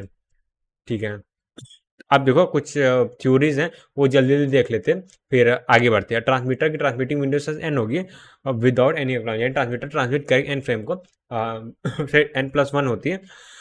बट क्या, और रिसीवर जो है एन फ्रेम, ट्रांसमीटर जो है एन फ्रेम को ट्रांसमिट करेगा, फिर उसके बाद ही एक्नॉलेजमेंट का वेट करेगा। ठीक है, रिसीवर ट्रांसमिट इंडिविजुअल एक्नॉलेजमेंट। ठीक है, सही बात है। रिसीवर क्या, जैसे ही कोई फ्रेम रिसीव करेगा उसका एक्नॉलेजमेंट सेंड करेगा, या तो उसे कोई डिस्कार्ड करेगा फ्रेम को तो एक्नॉलेजमेंट सेंड करेगा। इसमें क्यूमुलेटिव या कंबाइन एक्नॉलेजमेंट का सिस्टम होता है। व्हेन ट्रांसमीटर गेट और negative acknowledgement it transmit all the frame. ठीक है, एक minute, read transmit all the frame F0 में। हाँ हाँ, तो ये देखो, मतलब यहाँ वाले केस जैसे मैंने एक चीज बताना है, जैसे यहाँ पे क्या होगा, एक्नॉलेजमेंट क्या होगा, मतलब एरर आ गई। ठीक है, तो क्या नेगेटिव एक्नॉलेजमेंट, जो नेगेटिव एक्नॉलेजमेंट मिलता है तो पूरी पूरी क्या होती है, विंडो जो होती है एन साइज की, n+1 साइज की, वो पूरा क्या होता है वापस से सेंड हो जाता है। सेंड हो जाता है एन साइज की, नहीं एन साइज की विंडो साइज तो एन ही होगी ना, सॉरी, यहाँ एन साइज जो विंडो होती है पूरी विंडो वापस से रीट्रांसमिट हो जाती है। तो ये चीज़ यहाँ पे लिखा हुआ है। ठीक है, दो जो ट्रांसमीटर विंडो में है सब क्या होगा, रीट्रांसमिट हो जाएंगे। ठीक है, receiver discard the frame which is out of the order. तो यानी आउट ऑफ द ऑर्डर जो फ्रेम है उसे डिस्कार्ड कर देगा। जैसे एग्जांपल देखा था, ये तो F0 के बाद क्या हुआ, डायरेक्टली F1 आया, तो F0 के बाद F4 आया, F1 F2 F3 क्या हुआ, ओवरफ्लो हो गया। तो रिसीवर को तो पता भी नहीं चलेगा कि F1 F2 F3 थे, सीधा F0 के बाद उसे F1 दिखेगा, तो क्या हुआ, F0 के बाद F4 दिखेगा, तो यही डिस्कार्ड कर देगा F4 को। वही चीज़ यहाँ पे लिखा हुआ है। ठीक है, हाँ, send acknowledgement for correctly receive, यानी जब डिस्कार्ड करेगा तब भी एक्नॉलेजमेंट सेंड होता है, और जब रिसीव करता है सक्सेसफुली तभी क्या एक्नॉलेजमेंट सेंड होता है। ठीक है, अब देखो एग्जांपल देखा था, जैसे 7 पैकेट क्या है, फाइल क्या है, हाँ ये अच्छा क्वेश्चन है, ये अच्छा क्वेश्चन है। देखो यहाँ से A से B है, मैसेज सेंड हो रहा है, फाइल साइज क्या है, 7 पैकेट, नहीं 7 पैकेट सेंड करना है। Go back N ARQ use कर रहे हैं, यानी गो बैक 3 ARQ है, एन की वैल्यू क्या है यहाँ पे 3 है। इफ एवरी फोर्थ पैकेट क्या हो रहा है, लॉस्ट हो जा रहा है, यानी कंफर्म है कि एवरी फोर्थ पैकेट क्या होगा, लॉस्ट होगा। ठीक है, what is the number of packet that will transmit, simple सी बात है, कितना मतलब कितना नंबर ऑफ ट्रांसमिशन करना पड़ेगा। ठीक है, तो सर अब देखो क्या होगा, इसका या तो डायग्राम मेथड है या तो शॉर्टकट मेथड है, तो दोनों मेथड अपनी जगह में सही है। तो एक इस क्वेश्चन का डायग्राम मेथड देते हैं, बाकी सबका शॉर्टकट मेथड देखेंगे। तो शॉर्टकट मेथड तभी समझ में आएगा जब डायग्राम मेथड क्लियर होगा, क्योंकि डायग्राम बनाने के हम लोग क्या करेंगे, डायग्राम को अपने माइंड में बनाएंगे, तो इससे क्या होगा, कैलकुलेशन बहुत ज़्यादा फास्ट हो जाती है। ठीक है, तो पहली फ्रेम भेजिए, ठीक है, फिर दूसरे फ्रेम भेजिए, ठीक है, फिर तीसरी फ्रेम भेजिए, ठीक है, और चौथी फ्रेम भेजिए, लॉस्ट हो गया। अब देखो पहली का, दूसरी का, तीसरी फ्रेम का क्या होगा, एक्नॉलेजमेंट आएगा, तो यहाँ से फिर वापस से फ्रेम सेंड होगी। ठीक है, यहाँ देखो अब पांचवी फ्रेम भेजी, रिजेक्ट होगी, छठी फ्रेम भेजी, रिजेक्ट होगी। ठीक है, अब क्या होगा, टाइम आउट होगा उसके बाद। ठीक है, अब टाइम आउट होगा। अच्छा विंडो साइज 3 है ना, हाँ, एक सेकंड रुको, स्टार्टिंग समझते हैं, मैं विंडो साइज 4 देख के दिमाग लगा रहा था। तो देखो अब एक विंडो की बात करते हैं, स्टार्टिंग विंडो में ये 3 फ्रेम थी। ठीक है, एन की साइज 3 तो विंडो साइज n+1 होगी ना, एक नहीं, विंडो साइज n है और सीक्वेंस साइज n+। ठीक है, अब देखो एक भेजे, एक्सेप्ट हो गया, दूसरी नंबर फ्रेम, दूसरी फ्रेम एक्सेप्ट हो गया, तीसरा सेंड हुआ, एक्सेप्ट हो गया। अब क्या हो, तीनों क्या एक्नॉलेजमेंट सेंड होगा, क्योंकि विंडो साइज 3 किया, एक्नॉलेजमेंट आया, एक्नॉलेजमेंट आया, और जब पहले का एक्नॉलेजमेंट आया तो क्या हो, फोर्थ नंबर की फ्रेम सेंड होगी, फोर्थ नंबर फ्रेम सेंड हुई, लॉस्ट हो गई। उसके बाद क्या होगा, जब दूसरे का एक्नॉलेजमेंट आया तो फिफ्थ नंबर की, फिर तीसरे का एक्नॉलेजमेंट आया तो 6 नंबर की फ्रेम सेंड होगी। ठीक है, ठीक है, अब देखो 3 के बाद क्या 4 नंबर आना चाहिए था, 4 नंबर क्या होगा, लॉस्ट हो गया। 4 नंबर जब लॉस्ट हो गया तो क्या होगा, इन दोनों को क्या डिस्कार्ड कर दिया जाएगा, एक्नॉलेजमेंट क्या फोर्थ भेजा जाएगा। ठीक है, तो उसको यहाँ बनाया नहीं, क्योंकि हम लोग से मतलब क्या है, कितने नंबर ऑफ ट्रांसमिशन होंगे। अब देखो यहाँ पे फोर्थ को देखो, अब क्या टाइम आउट हो गया, तो अब एक्नॉलेजमेंट किसका, फोर्थ का नहीं आया है, तो अब फोर्थ तो क्या होगा, वापिस से रीट्रांसमिशन होगा। ठीक है, उसके बाद क्या फिफ्थ सेंड होगा, क्योंकि फिफ्थ का भी एक्नॉलेजमेंट आया है, या तो फिफ्थ का भी क्या बोलते हैं, एक्नॉलेजमेंट नहीं, एक्नॉलेजमेंट आएगा 3A3 का। ठीक है, यानी 4 5 6 को ऐसे भेजा जाएगा, टाइम आउट हो जाएगा, तो फोर्थ 5 6 को भेजा गया। अब फोर्थ भेजा गया, 5 क्या होगा, लॉस्ट हो जाएगा, क्योंकि 1 2 3 नंबर सक्सेसफुली ट्रांसमिशन हो गया था, फोर्थ यहाँ लॉस्ट हो गया। फिर 6 की बात करें, 6 भेजा गया, तो 6 क्या होगा, एक्सेप्ट नहीं होगा, रिजेक्ट हो जाएगा ये, क्योंकि आप फोर्थ के बाद 5 चाहिए। ठीक है, अब देखो, अब तब तक क्या 4 का एक्नॉलेजमेंट आएगा, तो 4 का एक्नॉलेजमेंट आएगा तो 7 को भेजा जाएगा, तो 7 क्योंकि 7 से ज़्यादा फ्रेम ही नहीं है इसलिए इसके भेजा नहीं है, तो 7 को डिस्कार्ड कर दिया जाएगा। देखो 2 सक्सेसफुली क्या ट्रांसमिशन हो चुके हैं, यानी एक ट्रांसमिशन होगा, उसके बाद अगला फोर्थ ट्रांसमिशन, जो फोर्थ फिर लॉस हो जाएगा। फिर कौन सा भेजा, 5 वाले का टाइम आउट होगा, टाइम आउट होने के बाद 5 भेजा जाएगा। ठीक है, ठीक है। अब 5 भेजा गया तो सक्सेसफुली पहुंच गया, रिसीव हो गया। अब देखो जब 6 को भेजा गया, 6 क्या होगा, लॉस्ट हो जाएगा। और 7 को भेजा, वो पहुंच जाएगा, 7 पहुंच जाएगा, पर उससे फ़ायदा नहीं होगा, और रिजेक्ट हो जाएगा। वो तो जब रिजेक्ट हो जाएगा तो उसके बाद क्या होगा, 5 का जब एक्नॉलेजमेंट आएगा तो 6 भेजा जाएगा, उसके बाद फिर 7 भेजा दिया जाएगा। तो टोटल क्या काउंट करेंगे, तो यहाँ से देखो 3, एक मिनट, यहाँ से 4, यहाँ से 4, यहाँ से 8 हो गया। और एक से नहीं, कुछ गड़बड़ हो गया, 1 2 3 4, अच्छा नहीं 4 ज़्यादा है, 1 2 3 4 5 6, यहाँ से 7 8 9 10 11 12 13 14 15 15 हो गया। ठीक है, ये अब शॉर्टकट मेथड देखो, हम हर फोर्थ फ्रेम लॉस्ट हो रही है। देखो अब देखो पहली फ्रेम भेजी गई, पहुंच जाएगी, दूसरी फ्रेम पहुंचेगी, पहुंच जाएगी, तीसरी फ्रेम देखो पहुंच जाएगी। अब उसके बाद देखो फोर्थ फ्रेम है, वो क्या लॉस्ट हो गई, फोर्थ फ्रेम लॉस्ट हो गई, तो उसके बाद की जो 2 फ्रेम और भेजी जाएगी वो क्या बोल सकते हैं, डिस्कार्ड हो जाएगी। ये ऐसे समझा, ऐसे छोड़ छोड़ छोड़, मतलब ये भी तरीका सही है, लेकिन ये अच्छा तरीका नहीं, इससे कन्फ्यूजन बहुत ज़्यादा हो रही है, मुझे लग रहा है। तो फर्स्ट फ्रेम क्या हो, सेंड हुआ होगा, ठीक है, फर्स्ट 3 फ्रेम सेंड हुआ, ठीक है, 3 दिन की कॉम्बिनेशन की बात करें, 3 फ्रेम क्या हो, फर्स्ट में स्टार्टिंग में सेंड हो गया होगा, तो 3 फ्रेम का एक्नॉलेजमेंट आएगा, ठीक है, तीनों फ्रेम का एक्नॉलेजमेंट आया, जैसे एक्नॉलेजमेंट आया तब तक क्या हो, फोर्थ फ्रेम क्या हो गया, सेंड होगी, बट फोर्थ फ्रेम क्या लॉस्ट हो गए, ठीक है। उसके बाद जब 2 का एक्नॉलेजमेंट आया होगा तो फिफ्थ फ्रेम सेंड हुई होगी, फिर 6 फ्रेम सेंड हुई होगी, ठीक है, तो फोर्थ लॉस्ट हो गई, तो फिफ्थ और सिक्स को भी डिस्कार्ड कर देंगे। तो डिस्कार्ड कर देंगे, उसके बाद क्या फोर्थ फ्रेम के लिए टाइम आउट हो जाएगा, और टाइम आउट हो जाएगा तो पूरी क्या विंडो को दोबारा से रिपीट कर देंगे, तो पूरी विंडो दोबारा रिपीट हो गई, ठीक है। अब देखो फोर्थ फिफ्थ और सिक्स सेंड हुआ होगा, ठीक है, ये पूरी विंडो सेंड हुई है। अब इस विंडो में देखो यहाँ पे फिफ्थ क्या सक्सेसफुली पहुंच गया था, सिक्स पहुंच गया, भले वो डिस्कार्ड हो गया, पहुंचा तो सही से, ठीक है। अब उसके बाद क्या फोर्थ पहुंचेगा यहाँ पे, तो फोर्थ पहुंच गया, फोर्थ एक्सेप्ट हो जाएगा, ठीक है। अब उसे रिक्वायरमेंट के फिफ्थ किया, बट क्या फिफ्थ जैसे सेंड हुआ तो ये यहाँ से लॉस्ट हो गया, फिफ्थ लॉस्ट हुआ, तो 6 और 7 क्या डिस्कार्ड हो जाएंगे, ठीक, 6 तक अभी सेंड हुआ है ना, 7 नहीं सेंड हुआ है। हाँ, एक काम करो, दोबारा बना लेते हो, ज़्यादा बेटर, इससे कन्फ्यूजन हो रहा है। ग्रीन से बनाते हैं, देखो पहले क्या होगा, 1 सेंड होगा, 2 सेंड होगा, 3 सेंड होगा, ये एक विंडो साइज सेंड होगी, ठीक है। उसके बाद क्या होगा, 1 के एक्नॉलेजमेंट आएगा तो 4 सेंड होगा, 2 का एक्नॉलेजमेंट आएगा तो 5 सेंड होगा, 3 का एक्नॉलेजमेंट आया तो 4 सेंड होगा, बट 3 का आया तो 6 सेंड होगा, सर यहाँ। तो ये फोर्थ क्या होगा, लॉस्ट हो गया, और ये क्या होगा, डिस्कार्ड कर देंगे हम लोग, ठीक है, ये डिस्कार्ड कर दिए, ये लॉस्ट हो गया। तो अब इसके बाद क्या होगा, टाइम आउट हो जाएगा फोर्थ के लिए, अब टाइम आउट होगा तो ये पूरी विंडो क्या होगा, वापस से कॉपी हो जाएगी, तो ये एक विंडो था, यहाँ से वापस से रिट्रांसमिशन होगा, तो फोर्थ ट्रांसमिशन होगा, फिफ्थ ट्रांसमिशन होगा, सिक्स ट्रांसमिशन होगा, राइट, ठीक है। ये एक विंडो है। अब इस विंडो की बात करते हैं, तो देखो यहाँ पे 2 सक्सेसफुली ट्रांसमिशन हो चुके हैं, यानी अब हम लोग पर टोटल हर फोर्थ नंबर का होता है, नहीं सेकेंड ट्रांसमिशन हो चुका है, थर्ड वाला ट्रांसमिशन ये होगा, और ये क्या सक्सेसफुली एक्सेप्ट हो जाएगा, ये एक्सेप्ट होगा, ये एक्सेप्ट, ये एक्सेप्ट हो गया, ये एक्सेप्ट हो गया, ये एक्सेप्ट हो गया, ये सब डिस्कार्ड हो गया, यानी फोर्थ नंबर तक एक्सेप्ट हो गया, अगला उसको रिक्वायरमेंट फिफ्थ नंबर फ्रेम की होगी, राइट, ठीक है। अब फिफ्थ फ्रेम की रिक्वायरमेंट होगी, अब यहाँ पे देखो, एक मिनट, 4 5 6, हाँ, अब यहाँ पे देखते हैं, तो अब देखो फोर्थ नंबर एक्सेप्ट हो गया, 5 क्या हो गया, लॉस्ट हो गया, तो 6 को क्या डिस्कार्ड कर देंगे हम लोग, ठीक है। अब देखो फोर्थ सेलेक्ट हो गया, तो फोर्थ जब सेलेक्ट हो गया तो उसका एक्नॉलेजमेंट आएगा, यहाँ पे एक्नॉलेजमेंट आया, तो यहाँ पे जैसे फोर्थ का एक्नॉलेजमेंट आएगा तो वैसे ही क्या होगा, क्या बोल सकते हैं, हम लोग 7th नंबर के फ्रेम सेंड करेंगे। अब 7th की क्यों सेंड करेंगे, क्योंकि 6 तक तो ऑलरेडी विंडो में है, तो उसके बाद 7th नंबर की फ्रेम बची हुई है, तो उसको सेंड करेंगे, ठीक है। अब क्या हो, फिफ्थ से क्या लॉस्ट हो गया, तो उनका एक्नॉलेजमेंट आना नहीं, एक्नॉलेजमेंट आएगा तो वापस 5 के लिए आएगा, राइट, तो ठीक है। अब यहाँ टाइम आउट हो गया, वापस से टाइम आउट हो गया, तो पूरी पूरी अब जो विंडो में, अब आपकी विंडो कौन सी बची हुई है, विंडो से 4 तो चला गया है, विंडो में अब 5 6 7 है, यहाँ से तो 5 6 7 ये क्या होगा, ट्रांसमिट होगा, ठीक है।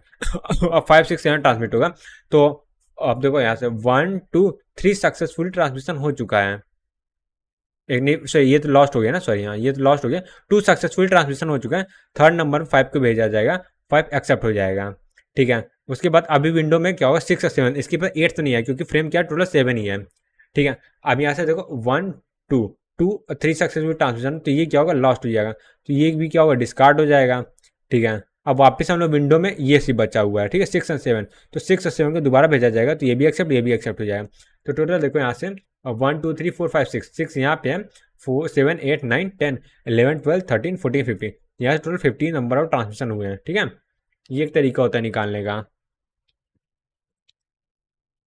ठीक है, अब आगे बढ़ते हैं। अब आते हैं सेलेक्टिव रिपीट ARQ के। सेलेक्टिव रिपीट ARQ की अगर हम बात करें तो मतलब अब देखो हम लोग क्या क्या पढ़ लिया उसको देखते हैं। तो सबसे पहले हमने go back N ARQ complete कर लिया। उसके बाद देखो क्या हो गया, नहीं सबसे पहले हम लोग क्या पढ़ा था, कल के लेक्चर की बात करते हैं। स्टॉप एंड वेट ARQ की बात किया, वो स्लाइडिंग विंडो प्रोटोकॉल हमने पढ़ा, तो उसके बेसिक फंक्शन को पढ़ा और वो देख लिया। उसके बाद फिर हम लोगों ने देखा कि स्लाइडिंग विंडो प्रोटोकॉल 2 टाइप्स होते हैं, go back N ARQ, selective repeat ARQ। उनमें से गो बैक एन ARQ हम लोग कंप्लीट कर लिया आज के लेक्चर में। अब सेलेक्टिव रिपीट की बात है, तो सेलेक्टिव रिपीट को भी पढ़ के खत्म करते हैं। ठीक है, फिर इसके बाद क्या DPP वगैरह सॉल्व करेंगे जल्दी जल्दी। तो ट्रांसमिशन की ट्रांसमिटिंग विंडो साइज अगर n है तो रिसीवर की रिसीविंग विंडो साइज भी यहाँ पे n होगी। तो अच्छा, लास्ट वाले में रिसीवर की रिसीविंग क्या थी, 1 थी, यहाँ पे n है। ठीक है, अब टोटल नंबर सीक्वेंस क्या होगा, इन दोनों को ऐड कर देंगे तो यहाँ से आ जाएगा n, 2n होता है। ऐसे निकाल सकते हैं, फॉर्मूला की जरूरत नहीं होती है। ठीक है, जो फॉर्मूला होता है सिर्फ सेलेक्टिव रिपीट ARQ और गो बैक एन ARQ में काम करता है। ठीक है, स्लाइडिंग विंडो वाले हम काम नहीं कर रहे। स्लाइडिंग विंडो वाले में जिसके टाइप है इन दोनों का सिर्फ टाइप्स में ही काम करता है, तो इसलिए फॉर्मूला पर डायरेक्ट डिपेंडेंट नहीं रहना। अब देखो इसमें क्या होगा, विंडो साइज क्या है, 2n है, यानी कि 2n के बाद 0 से लेकर 7 तक का sequence number, total 8 sequence number हो गया, 4 है। यानी अब 1 0 1 2 3 4 5 6 7, 0 1 2 3 4 5 6 7, 0 1 2 3 4 5 6 7, ऐसे होगा। ठीक है, ये तो आइडियल केस है, सिंपल सी बात, सब एक्सेप्ट हो रहा है, कोई दिक्कत नहीं है।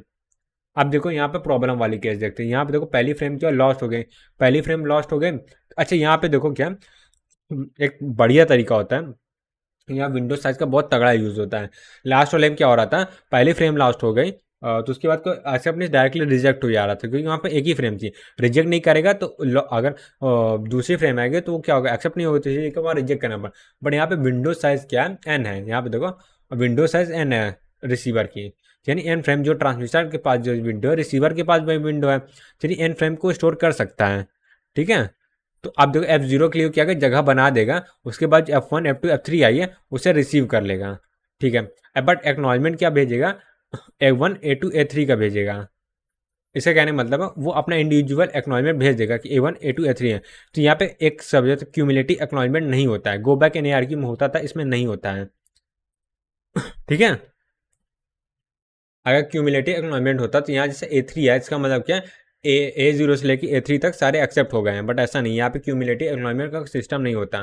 तो यहाँ पे देखो F0 है, उसके लिए जगह भेजी गई नहीं। अब देखो ट्रांसमीटर रिसीवर दोनों जानते हैं कि किस प्रोटोकॉल पे काम कर, दोनों सेलेक्टिव रिपीट ARQ की बात कर रहे हैं। तो यहाँ पे देखो टाइम आउट होगा किसके लिए, F0 के लिए, तो यानी सिर्फ F0 के लिए टाइम आउट हो, तो पूरी फ्रेम री ट्रांसमिट नहीं होगी।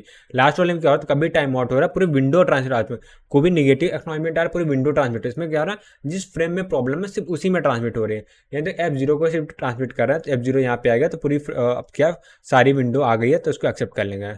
ठीक है, ये तो केस 2 था। अब केस 3 की बात करते हैं। लेट से इसमें क्या एक्नॉलेजमेंट ही लॉस्ट हो गया, तो यहाँ पे एक्सेप्ट हो गया, एक्नॉलेजमेंट क्या हो गया, सब लॉस्ट हो गया। अब जैसे ही टाइम आउट हुआ सबका, तो सारी फ्रेम क्या होगी, रीट्रांसमिट होगी एक एक करके। ठीक है, वापस F0 F1 F2 आया तो समझ जाएगा कि यहाँ पे कुछ प्रॉब्लम थी, तो उसको डिस्कार्ड करके अपना एक्नॉलेजमेंट कर देगा। इजी, कोई इसमें नया कॉन्सेप्ट नहीं था। अब देखो इसमें क्या है, सेम चीज़ हो रहा है, और इसमें हम लोग यूज़ कर रहे हैं कौन सा, गो बैक एन AR। चल सेम चीज़ गो बैक एन ARQ का एक क्वेश्चन है, वो देख लेते हैं। 9 पैकेट इस बार दिया है, तो उसको अपने सॉल्व कर। ठीक है, इस एग्जाम्पल को नहीं देखते हैं। तो देखो कैसा है, 9 पैकेट है, हर 5वां पैकेट क्या लॉस्ट हो जा रहा है। ठीक है, और विंडो साइज क्या 3 की है। ठीक है, तो विंडो साइज देखो 1 2 3, ये एक विंडो अपसेट होगा, तो सारे क्या होंगे, एक्सेप्ट हो जाएंगे। और उसके बाद हर 5th हो रहा है ना, तो 4 5 6, अब ये सेंड होगा। ठीक है, अब ये विंडो में है, तो 4 5 6 देखो, 4 क्या होगा, एक्सेप्ट होगा, 1 2 3 4 5th क्या होगा, लॉस्ट हो जाएगा, ये लॉस्ट हुआ, ये क्या होगा, डिस्कार्ड हो जाएगा। ठीक है, अब इसके बाद क्या होगा, 4th का एक्नॉलेजमेंट आएगा, अभी टाइम आउट नहीं होगा क्योंकि यहाँ पे एक्सेप्ट हुआ, तो उसका क्या एक्नॉलेजमेंट आएगा। ठीक है, जो चीज़ एक्सेप्ट होता है उसके बाद एक्नॉलेजमेंट आता है, उसके बाद ही टाइम आउट होगा, क्योंकि 4th की फ्रेम पहले पहुंचेगी, उसके बाद 5th की फ्रेम पहुंचेगी, राइट। तो 4th फ्रेम जैसी पहुंचेगी उसका एक्नॉलेजमेंट आ जाएगी, तो यहाँ 7th नंबर की फ्रेम क्या हो, ट्रांसमिट होगी, ट्रांसमिट बोला, वो भी आ जाएगी बफर में, वो भी ट्रांसमिट होगी, ये भी क्या होगा, डिस्कार्ड हो जाएगा। ठीक है, क्योंकि अब उसका 5th नंबर की चाहिए। ठीक है, अब क्या होगा, सारी फ्रेम क्या या तो क्या बोलते हैं लॉस्ट हो गया, तो उसका एक्नॉलेजमेंट नहीं है, सब डिस्कार्ड हो गए। तो अब विंडो साइज क्या है जो हम लोग की ये बची हुई लास्ट की 3 में, वही विंडो में। तो पूरी विंडो रिपीट हो गई है। देखो आप क्या 1 2 2 सेलेक्ट किया, 2 सक्सेसफुली क्या ट्रांजिशन हो चुके हैं, 3 4 5 यानी अगला जो है 7th नंबर का ये लॉस्ट होगा। तो यानी 5th पहुंच गया, सही से 6 पहुंच गया है। ठीक है, आप 5 6 पहुंच गया तो इसके एक्नॉलेजमेंट आएंगे। तो यहाँ पे क्या होगा, फ्रेम कितनी है 9 है ना, 8 एंड 9 जो होगा वो क्या होगा, देखो वो होगा। तो ये क्या होगा, डिस्कार्ड हो जाएगी ये भी, क्योंकि 7 नंबर चाहिए तो 8 9 नहीं चाहिए। तो अब पूरी विंडो ट्रांसमिट हो गई, 7 8 9 हो जाएगा। ठीक है, तो अब देखो यार 2 हो गया, 3 4 5, तो ये 9 वाला क्या होगा, लॉस्ट हो जाएगा। तो यहाँ पे 7 पहुंच गया, 8 पहुंच 7 पहुंच गया, 8 पहुंच गया, 9 वाला लॉस्ट हो गया।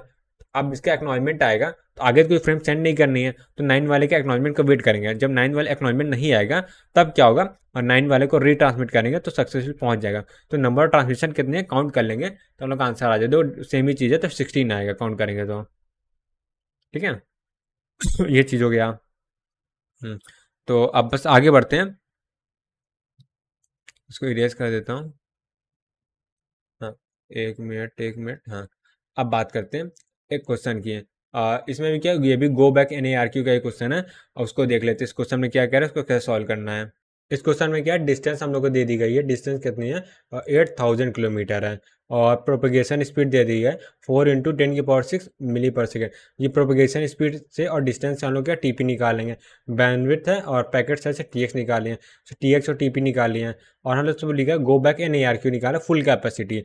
फुल कैपेसिटी वाला टर्म इंपॉर्टेंट है। ठीक है, अब पूछा क्या, minimum size of bit require for sequence number field. तो सिंपल सी बात है, जो हम लोग कॉन्सेप्ट पढ़ा था वही चीज़ है। तो फुल कैपेसिटी मतलब ऑप्टिमल विंडो साइज जो होगा। ठीक है, बस ये हो गया और क्या। अब इससे क्या एन मिल जाएगा हम लोग इस फॉर्मूले से, एन मिल गया तो हम लोग क्या n+1, अच्छा हाँ ये इंपॉर्टेंट है, एन मिल गया तो हम लोग 202 होगा। ठीक है, ये बना आंसर तो हम लोग को वैसे 8 ही आएगा, 201 के लिए भी 8 आएगा, 202 के लिए भी 8 आएगा। बट ये जो होगा, अगर इससे ज़्यादा n+1 पूछा हो 202 था। ठीक है, क्योंकि हम लोग का जो विंडो साइज होता है n+1 होती है, यहाँ से n की वैल्यू आई है। तो अब क्या बचा हुआ है, ये क्वेश्चन देखो, डेटा रेट पूछा है, डेटा रेट पॉसिबल यानी कि थ्रूपुट पूछा है, maximum data rate possible throughput. तो थ्रूपुट का फॉर्मूला होता है window size into packet size upon सीटी। तो सीटी निकालना पड़ेगा, टीएक्स निकाल लेंगे बैंडविड्थ और पैकेट फ्रेम साइज से। तो दोनों से टीएक्स निकाल लिया, टीपी दिया ही हुआ, तो सीटी निकाल लेंगे, सीटी थ्रूपुट आ गया, सिंपल सा इजी क्वेश्चन है। और इसमें देखो सेम चीज़ यहाँ पे भी दिया गया, बैंडविड्थ दे दिया, डिस्टेंस दे दिया गया वन वे का, यहाँ से यहाँ तक डिस्टेंस 1 किलोमीटर है, 1 नहीं सो 3600 36,504, इधर से इधर भी 36,504 किलोमीटर। ठीक है ये बात है। आप 25% यूटिलाइजेशन इफिशियंसी वाली 1/4 हो जाएगी। एन की वैल्यू देखो दे दिया है, गो बैक 127 है आर का। टी एक्स की वैल्यू को निकालने का कोई तरीका नहीं है यहाँ पे, नहीं है अच्छा बैंडविड्थ और पैकेट साइज पूछा है, तो टी एक्स वैल्यू के लिए पैकेट साइज चाहिए। सो एफिशिएंसी की वैल्यू दे दिया, तो इस फॉर्मूले से टी एक्स हम लोग निकाल लेंगे। सो टी एक्स की वैल्यू क्या आ जाएगी, अच्छा टी पी की वैल्यू दिया है, और डी पी की वैल्यू, हाँ टी पी की वैल्यू दिया है। सो बस इस फॉर्मूले से टी एक्स की वैल्यू निकाल लेंगे, वो आ जाएगा 2 × TP से, टीपी ऐसा नहीं दिया है, स्पीड दे दिया, डिस्टेंस हाँ नहीं दिया, टीपी टीपी निकालें। अब टीपी कैसे निकालेंगे ये देखो, तो डिस्टेंस और स्पीड की बात करते हो, 2 × डिस्टेंस हो जाएगा। अब ऐसा क्यों होगा, 2 × डिस्टेंस अपॉन स्पीड, क्योंकि टोटल डिस्टेंस कितनी है, एस को आर तक पहुंचने, सोर्स जो भी सैटेलाइट आर जो भी फुल फॉर्म है, एस से आर को पहुंचने में फ्रेम कितना ट्रेवल कर रहा है, इधर से इतना इतना सीधा, तो 36,504 को डबल कर देंगे तो वही हमको आंसर आ जाएगा। ठीक है, ये क्या डिस्टेंस आ गई, ये स्पीड आ गई, बैंडविड्थ आ गई, 507 से डिवाइड कर दिए। अब 507 से डिवाइड क्यों करेंगे, क्योंकि यहाँ 507 आ रहा था, इजी इजी। ठीक है, तो अब वापस से आते हैं हम लोग सेलेक्टिव रिपीट ए आर क्यू का। ठीक, कुछ क्वेश्चन थे जो कि किसी go back in A R Q थे, तो वो हम लोगों ने कर लिया। अब आते हैं सेलेक्टिव रिपीट ए आर क्यू के बारे में अच्छे से स्टडी करते हैं। तो सबसे पहला पॉइंट आता है ट्रांसमीटर ट्रांसमिट एन फ्रेम होगा विदाउट एनी एक्नॉलेजमेंट। ठीक है, सिंपल सी बात, क्योंकि विंडो साइज एन है तो एन फ्रेम को भी, और इंडिविजुअल एक्नॉलेजमेंट होता है, यहाँ पे क्यूमुलेटिव एक्नॉलेजमेंट एग्जिस्ट नहीं करता। ठीक है, when transmitter get time out receiver acknowledgement received acknowledgement it transmitted that particular frame. अगर टाइम आउट होता है तो क्या करता है रिसीवर, क्या करता है सिर्फ उसी फ्रेम को भेजता है, पूरी विंडो को नहीं भेजता, इसीलिए बोलते हैं उसको सेलेक्टिव रिपीट ए आर क्यू। ठीक है, इसीलिए इसको बोलते हैं, क्योंकि सारे विंडो को नहीं भेजता है। और उसके बाद रिसीवर बटन फ्रेम विच आउट, हाँ सिंपल सी बात है। जो भी क्या एक्स्ट्रा फ्रेम है उसको बफर कर लेता है, और सिंपल सी बात है बफर में स्टोर कर लेता है ताकि जो नेक्स्ट फ्रेम है उसको भी स्टोर कर ले। सिंपल सी बात, मैं समझ रहा हूँ क्या करना है। तो सीक्वेंस नंबर क्या होता है, दोनों का ऐड कर देंगे, वही हम लोग का सीक्वेंस नंबर होगा। ठीक है, बस यही निकालना था, और क्या निकालना था। अ, अच्छा, एनालिसिस की बात करते हैं। जैसे यहाँ पे m इक्वल टू n होता है, ठीक है, सीक्वेंस नंबर n होता है। Go back N A R Q में m की वैल्यू 1 हो जाएगी, यहाँ पे n प्लस 1 होगा, m इक्वल टू n होगा, और नंबर ऑफ सीक्वेंस क्या होगा 2n हो जाएंगे। इजी, आप इजी, और कुछ नहीं, आगे बढ़ते हैं। और number of bit in sequence number field की है। सो की अगर नंबर ऑफ फील्ड है सीक्वेंस नंबर में, so actually number of sequence कितने होंगे वो देखते हैं। ठीक है, स्लाइडिंग विंडो प्रोटोकॉल की बात करें तो उसमें क्या होता है, एन साइज का विंडो साइज होता है, राइट। सो यहाँ से 2 की पावर k आ जाएगा, सिंपल सी बात है। और यहाँ पे go back in A R Q में क्या होता है, जो हम लोग का विंडो साइज होती है वो n+1 होगी, राइट। ट्रांसमीटर की ट्रांसमिटिंग विंडो साइज n+1 होगी। अगर n की वैल्यू क्या है 2 की पावर k है तो n+1 की वैल्यू 2 की पावर k है तो n की वैल्यू क्या हो जाएगी 2 की पावर k-1। ठीक है, ये देखो यही वैल्यू क्या होगी, ऐसे मैं लिखता हूँ। ये जो पूरा आंसर आ रहा है इसको छोड़ो यहाँ पे, ये जो पूरा आंसर आ रहा है यह कि इसको मैं इस फॉर्मूले से जो k की वैल्यू आ रही है वो क्या आ रही है, n आ रही है, सॉरी ये आ रही है। एक पहले वाले केस में क्या n आ रही है, ठीक है। दूसरे वाले केस में क्या है, go back N A R Q में n+1 आ रहा है, ठीक है। और तीसरे वाले केस में क्या है 2n आ रहा है, ठीक, वही चीज है। हाँ, देखो n आ रहा है, n+1 आ रहा है, 2n आ रहा है, ठीक है। अब देखो n+1 की वैल्यू सॉरी, n+1 की वैल्यू अगर 2 की पावर k है तो n की वैल्यू क्या होगी 2 की पावर k-1 होगी। अगर 2n की वैल्यू क्या है 2 की पावर k है तो n की वैल्यू क्या होगी 2 की पावर k डिवाइडेड बाई 2, तो k-1 आ जाएगा, सिंपल सी बात है। तो पूछा गया मैक्सिमम विंडो साइज और data transmitter only selective reject ARQ, तो सेलेक्टिव रिपीट एआरक्यू को सेलेक्टिव रिजेक्ट एआरक्यू भी बोलते हैं। तो फॉर्मूला देखो सेम ही रहेगा। अब देखो इसकी बात आता है बिट एरर रेट, ठीक है। ये इंपॉर्टेंट टर्म नहीं है बट फिर भी हम लोग को जल्दी जल्दी पढ़ना है, तो 4 to 5 स्लाइड है, उसको देख के फिर इस चैप्टर को फिनिश करते हैं, फिर उसके बाद आते हैं डीबीबी में। ठीक है, अब बिट एरर रेशियो, अच्छा रेट और रेशियो एक ही चीज़ है, ठीक है। अब प्रोबेबिलिटी की बात देखो, ये चीज़ प्रोबेबिलिटी के टर्म में लिखा है, रेशियो के टर्म में लिखा जा सकता है, ठीक है। अब इसको होता क्या ये देखते हैं। ये बहुत ज़्यादा इजी टर्म है, देखो। अब यहाँ पे देखो, पीबी क्या होती है, बिट एरर प्रोबेबिलिटी होती है, ठीक है। और फ्रेम लेंथ अगर एन है तो what is the probability of the frame received by receiver that does not contain any error. So यहाँ पीबी क्या, बिट एरर रेट है, यानी कि पीबी क्या है, एरर होने की प्रोबेबिलिटी है, पीबी एरर होने की प्रोबेबिलिटी है। सो अगर मैं पूछूं एरर ना होने की प्रोबेबिलिटी कितनी हो जाएगी, 1-पीबी होगी। और ये तो एक फ्रेम के लिए हुआ, अगर एल फ्रेम की बात करें तो सब में मल्टीप्लाई कर देंगे 1-पीबी के, 1-पीबी की होल पावर एल आ जाएगा, ठीक है। What is the probability that frame number received by receiver contain error, ठीक है। अब एरर कंटेन है, ठीक है, यानी कि क्या होता है, एरर होने की प्रोबेबिलिटी कितनी, एक सेकेंड, ठीक है। यानी मैं बात करूँ एल फ्रेम में एरर ना होने की प्रोबेबिलिटी है, ये है। तो एरर होने की प्रोबेबिलिटी कितनी है, 1 से इसको माइनस कर देंगे, वही हम लोग का आंसर आ जाएगा, ठीक है। एक बार फिर शॉर्ट में समझा देते हो, तो एरर होने की प्रोबेबिलिटी एक फ्रेम में पीबी है, तो एरर ना होने की प्रोबेबिलिटी एक फ्रेम में कितनी, 1-पीबी हो गया। तो एन फ्रेम में एरर, एल फ्रेम में सॉरी एल फ्रेम में एरर ना होने की प्रोबेबिलिटी कितनी हो जाएगी, 1-पीबी की होल पावर एल है, ठीक है। तो ये एरर ना होने की प्रोबेबिलिटी, अगर मैं बोलूँ एल फ्रेम में एरर होने की प्रोबेबिलिटी क्या होगी, इसको 1 से माइनस कर देंगे, इजी। अब देखो यहाँ पे देखो एस है और ये सोर्स और डेस्टिनेशन डी है, ठीक है। अब यहाँ तो पैकेट लेंथ है वो एल दे दिया है, और L1 है P1। अच्छा देखो हर फ्रेम की अलग अलग क्या बोलते हैं प्रोबेबिलिटी है, ठीक है। ठीक है, पैकेट लेंथ L1 है और L1 P2 है, L2 P3 है, L3 P4, बिट एरर है प्रोबेबिलिटी B1 है, और L2 के लिए बिट एरर। अच्छा देखो, समझ गया। सोर्स से डेस्टिनेशन को जाने के लिए दो पाथ है, एक L1 पाथ है, एक L2 पाथ है, ठीक है, ठीक है। अब देखो अगर पैकेट जो है L1 से जाता है, अ, ठीक है, तो उसमें प्रोबेबिलिटी P1 आ रही है। अगर L2 पाथ से जाता है P2 आ रही है, उसकी एरर होने की प्रोबेबिलिटी। अगर बिट एरर P2 P2 कुछ तो मैं ओह सॉरी सॉरी सॉरी, मैं तेरे शॉर्ट में लिखा हूँ ना तो इसलिए भूल जा रहा हूँ मैं अच्छा देखो, सोर्स से डेस्टिनेशन जाने के दो तरीके हैं। तो प्रोबेबिलिटी है कि L1 पास लेने के लिए प्रोबेबिलिटी P1 है, P1 प्रोबेबिलिटी ये बताता है कि सोर्स से डेस्टिनेशन जो है वो L1 पाथ के थ्रू पैकेट जाएगा। और दूसरा क्या L2 ये बताता है कि L2 यानी P2 ये बताता है कि सोर्स से डेस्टिनेशन है पैकेट जो है L2 पाथ का यूज करके जा रहा है। ठीक है, ये क्लियर है। अब L1 के पाथ से जा रहा है तो वहां पे एरर होने की प्रोबेबिलिटी B1 है, और L2 पाथ से जा रहा है तो वहां पे एरर होने की प्रोबेबिलिटी B2 है। ये क्वेश्चन है। तो probability that packet will received without any error, ये बताना हम लोग को। तो सिंपल सी बात है, यहाँ पे कोई एरर नहीं आएगा उसकी प्रोबेबिलिटी देख लेते, इस पाथ पे कोई एरर नहीं आएगा उसकी प्रोबेबिलिटी से दोनों को ऐड कर देंगे तो दोनों का आंसर आ जाएगा।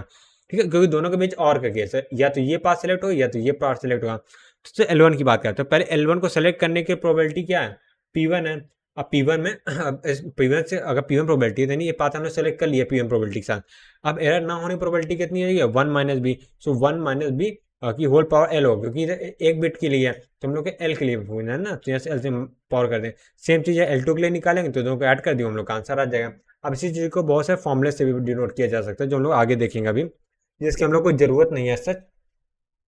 अब देखो क्या हो रहा है, probability that packet contain error, तो पी दे दिया उसकी 0.2 है, यानी अराउंड 20% प्रोबेबिलिटी है कि एरर होगा। ठीक है, तो स्टॉप एंड वेट AR की यूज कर रहे हैं। Average transmission attempt to required transfer 100 packet. ठीक है, यानी अब पूछा है कि देखो अब प्रोबेबिलिटी का 20% एरर हो रहा है, तो हम लोग को 100% 100% बोला नहीं 100 फ्रेम में उसको सेंड करना है।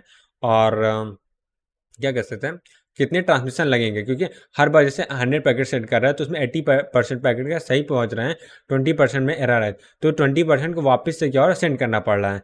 फिर जो 20% का भेजा दोबारा, उसमें जो 20% उसमें एरर आ रही है, तो हम लोग को ये निकालना है। तो ठीक है, तो ऐसे कैलकुलेट करते हैं। पहले तो एन फ्रेम को पूरा भेजेंगे, एन फ्रेम में जो भेजे हैं उसमें से का जो 20% बचा है, 0.2 है हिस्सा है, उसको दोबारा सेंड करेंगे। उसमें जो 0.2 हिस्सा बचा उसको दोबारा सेंड करें, उसका जो 0.2 हिस्सा बचा उसको दोबारा सेंड, ऐसे करते करते जाएंगे। तो क्या देखेंगे, तो सम ऑफ इनफाइनाइट जीपी अब मैथ आ गया, अब इसमें कंप्यूटर नेटवर्क खत्म हो गया, मैथ आ गई है। तो यहाँ पे सम ऑफ जीपी का फॉर्मूला क्या होता है, एन इंटू 1 माइनस आर होता है। तो 1 माइनस आर की वैल्यू क्या है, 0.2 ऐसे निकाल सकते हैं। तो एन की वैल्यू 100 है तो 125 आ गया आंसर। ये यहाँ पे मैंने फॉर्मूला भी लिख दिया है। ठीक है, अब ये वाला क्वेश्चन देखते हैं, इस क्वेश्चन में हम लोग क्या कहा जा रहा है। अब यहाँ पे देखो, यहाँ पे क्या बैंडविड्थ हम लोग को दे दिया है और सेलेक्टिव रिपीट ARQ का यूज कर रहे हैं। टीपी, अच्छा सेलेक्टिव रिपीट ARQ का यूज कर तो हम लोग दिमाग में कुछ चीजें आ जानी चाहिए। तो पहला क्या, ट्रांसमीटर की विंडो साइज n होती है, रिसीवर की विंडो साइज भी n होती है, और उसके बाद जो टोटल नंबर ऑफ क्या बोल सकते हैं सीक्वेंस होता है वो 2n होता है। ये तीन चीजें दिमाग में सीधा आनी चाहिए। आप देखो टीपी दे दिया है, फ्रेम साइज दिया, TX दे दिया, इसका मतलब तो minimum number of bit required sequence for number of field to achieve 100% utilization. तो 100% यूटिलाइजेशन ये दे दिया गया है। तो एक से थोड़ा सा मेरा गला, हाँ तो TX की वैल्यू निकाल गई है, TX से क्या होगा, अब देखो 100% यूटिलाइजेशन की बात किया है तो हमने पूछा क्या है, minimum number of bit required for sequence number field, यानी कि लॉग बेस टू n की वैल्यू पूछा गया, तो यानी n निकालना है। और यहाँ पे 100% यूटिलाइजेशन यानी कि क्या बोल सकते हैं, ऑप्टिमल विंडो साइज की बात की। ऑप्टिमल विंडो साइज होता है CT/TX होता है। इसको क्या अपर वैल्यू लेते हैं, तो यहाँ से इसको CT निकाल लेंगे, TX निकाल अपर वैल्यू, इसको लॉग बेस टू देखो 6 एक सेकेंड, यहाँ पे n की वैल्यू 6 आई है ना, सीक्वेंस नंबर फील्ड में नंबर ऑफ सीक्वेंस क्या 2n हो गया, सो 2n यहाँ पे 12 हो जाएगा। ठीक है, तो यहाँ पे जब 12 हो जाएगा, इसीलिए तो मैंने वाइट से लिखा क्योंकि मैं कई बार उसको भूल जाता हूँ उसको काम करना। सिर्फ मेरे दिमाग में 6 आता है, 6 से क्या होगा मैं डायरेक्टली 3 लिख देता, बट क्या 12 है, 12 को 4 डिजिट चाहिए होंगे रिप्रेजेंट करने के लिए। अब क्या बचा हुआ है, एक क्वेश्चन और दे दिए यहाँ पे, वन वे लेटेंसी 15 मिली सेकेंड है, और एफिशिएंसी देखो 60% दे दिया गया है, और मिनिमम रिप्रेजेंट एन की वैल्यू निकालना है, तो लॉग एंड बेस टू निकालना है। और देखो TX निकाल लाएगा वो ठीक है, TP क्या है डायरेक्टली दे दिया है। वन वे लेटेंसी मतलब यही होता है, ठीक है, वन वे लेटेंसी मतलब कितना टाइम लगा, लेटेंसी मतलब डिले होता है, यानी वन वे डिले कितना लग रहा है फ्रेम को पहुंचने में 50 मिली सेकेंड, तो ये TP दे दिया है। बस अब क्या एफिशिएंसी फॉर्मूला n/TX/CT होता है, सीधा हम लगाएंगे और आंसर आ जाएगा। और यहाँ से n की वैल्यू आ गई तो 2n की वैल्यू निकालेंगे। अच्छा यहाँ मैं गलत बोल ही देता हूँ, तो यहाँ पे n log n base two नहीं निकालना है, log 2n बेस टू निकालना है, ये मुझे बोलना चाहिए। ठीक है, ये चीज़ हो गया। अब लाइन कॉन्फ़िगरेशन पढ़ना है या नहीं हो गया, ठीक है, ये इतना इंपॉर्टेंट, वैसे थोड़ा सा मैंने लिख दिया, point two point multi point line configuration होता है, पता नहीं क्यों लिखा, मेरा कुछ नहीं याद है। ठीक है, बस यहीं से हम लोग चैप्टर फिनिश होता है। फिर डेटा लिंक लेयर को हम लोग एक बार समराइज कर लेते हैं। ठीक है, वैसे इसका कोई ज़रूरी नहीं है क्योंकि डेटा लिंक लेयर हम लोग का ऑफिशियली यार रिवीजन में भी एंड हो रहा है। और इसके बाद देखते हैं, समराइज कर लिए तो फिर अगली बार से क्या होगा। अभी नेक्स्ट वीक तो मेरे ख्याल से थोड़ा नेक्स्ट वीक की बात करें थोड़ा। और डेटा लिंक लेयर की सर्विसेज की बात करते हैं। फ्रेमिंग हम लोगों ने कंप्लीट कर ली, एरर कंट्रोल पढ़ लिया, फ्लो कंट्रोल पढ़ लिया। अच्छा, एक्सेस कंट्रोल बचा हुआ हम लोग, सॉरी से माय बैड। एक्सेस कंट्रोल बचा हुआ, इसको कंप्लीट कर। एक्सेस कंट्रोल छोटा चैप्टर है, बहुत बड़ा चैप्टर नहीं है, तो इसको जल्दी फिनिश हो जाएगा। तो हम लोगों ने बड़े बड़े subject data link layer complete कर लिए हैं। ठीक है, सबसे बड़े ये दो सब्जेक्ट थे, तो इन दोनों कंप्लीट आज हम लोगों ने कर लिया। अभी डीपीपी और पीवाईक्यू बचा हुआ है। Data link layer can be divided into 3 sub layer. देखो डेटा लेयर, अच्छा हाँ ये इंपॉर्टेंट पॉइंट है। सो जैसे मैं अच्छा यहाँ पे इसलिए बताया था, अच्छा मेरे को याद आ गया। तो पॉइंट टू पॉइंट और मल्टी पॉइंट, देखो यहाँ पे डेटा लिंक लेयर के दो तरह की सर्विसेज होती है। पहला पॉइंट टू पॉइंट होता है और दूसरा मल्टी पॉइंट होता है। सो मीडिया एक्सेस कंट्रोल क्या होता है, मल्टी पॉइंट के लिए होता है। अब तक जो भी हम लोग कनेक्शन के लिए पढ़ रहे थे, तो इसमें क्या था, एक सेंडर था डायरेक्टली कनेक्टेड रिसीवर से, बीच में दूसरा कोई सेंडर रिसीवर नहीं आ रहा था। बट अब जो हम लोग पढ़ेंगे नेक्स्ट वीडियो से, मैं नेक्स्ट बार जो रिवीजन करेंगे, उसमें क्या होता है, मल्टी पॉइंट कॉन्सेप्ट होता है। यानी एक ही कनेक्शन में मल्टीपल होस्ट हो सकते हैं। ठीक है, और कोई भी कभी भी मैसेज किसी को भी सेंड करना चाहता है, कभी सेंड कर सकता है। ठीक है, ये हो गया। और ऐसा कोई डिटेल में नहीं जाना। ठीक है, तो मैक एड्रेस जो है वो हम लोग क्या है नेक्स्ट रिवीजन करेंगे। सो बस आज के लेक्चर को ये फिनिश करते हैं। और पीवाईक्यू और डीपीपी एक बार देख लेता हूँ, सॉल्व करने लायक है तो करते हैं, नहीं तो बहुत ज़्यादा टाइम लगेगा, तो उसे नेक्स्ट वीडियो में ही सॉल्व करेंगे डीपीपी पीवाईक्यू को। ठीक है, ऑलराइट। सो मैं अभी जस्ट देख किया है डीपीपी में, और टोटल 17 क्वेश्चन है, और क्वेश्चन थोड़ा सा लेंथी हो गए। जैसे अभी तक हम लोग जो एरर कंट्रोल में देखा, और उसमें बहुत छोटे छोटे क्वेश्चन थे, वो जल्दी जल्दी हो गए थे। इसमें थोड़ा सा टाइम टेकिंग हो सकता है, तो कल ही स्टार्ट करते हैं, क्योंकि अभी देखो 1 घंटे के ऊपर हो चुका है मेरे को रिकॉर्ड करते हुए। तो बस अब इसको कल ही स्टार्ट करते हैं नेक्स्ट वीडियो में। तो अब देखो क्या क्या बचा हुआ है। कल हम लोग क्या करेंगे, नेक्स्ट वीडियो में डीपीपी सॉल्व करेंगे, इसकी पीवाईक्यू सॉल्व करेंगे कंप्लीट। ठीक है, बस फिर नेक्स्ट वीडियो से नेक्स्ट वीकेंड हम लोग क्या करेंगे, मैक एड्रेस स्टार्ट करेंगे, उसको पीवाईक्यू पढ़ के पीवाईक्यू फिनिश कर देंगे। ठीक है, तो क्योंकि नेक्स्ट वीकेंड मैक एड्रेस छोटा सा है, तो हम लोग का 2 लेक्चर में फिनिश हो जाएगा। मैक लेक्चर, एक लेक्चर में रिविजन करेंगे और एक लेक्चर में पीवाईक्यू सॉल्व कर लेंगे। ठीक है, तो आप देखो मैं मिलता हूँ नेक्स्ट वीडियो में। और कल की वीडियो हम लोग क्या सॉल्व करने वाले हैं, डीपीपी सॉल्व करेंगे, पीवाईक्यू करेंगे, फ्लो कंट्रोल का। Right, bye bye, take care, have a nice day.